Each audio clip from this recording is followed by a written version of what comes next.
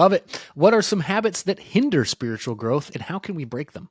Watching Game of Thrones would be a big one. Sorry, listen, I know it's controversial to say that. No, but media consumption, laziness. Uh, you mentioned porn use earlier. If you are trapped in that world of pornography, do all that you can to cut off your hand that causes you to sin, to gouge out your eye. I'm speaking metaphorically. That's what Jesus says, though.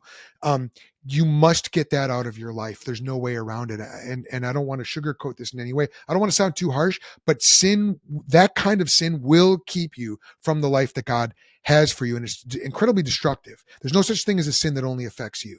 Because there's things that you're supposed to be, there's people that you're supposed to be investing in your life that your porn use is keeping you from investing in there. How are you you're not going to invest in somebody's life when your personal life is a tragic wreck, so flee from that and mortify that sin, bring it to the foot of Jesus Christ's cross and let Jesus kill that sin for you. That's the first thing I would say.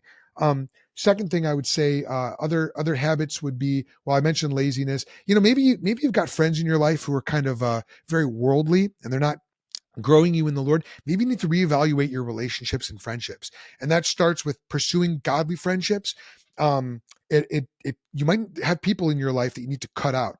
Not your wife and kids. Okay. Like that's not on the table. All right. But there might be yeah, but there might be friendships and relationships in your life that you need to reevaluate.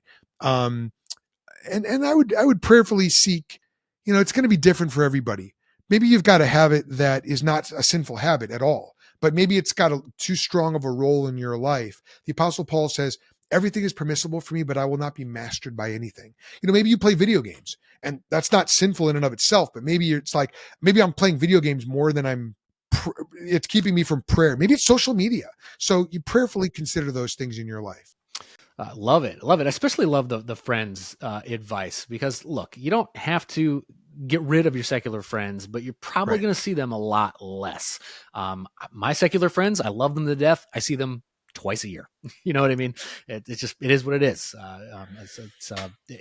Unless you're evangelizing them and hopefully they turn to Christ one day. That exactly right. It's a change in posture. Yeah. Yep. Absolutely.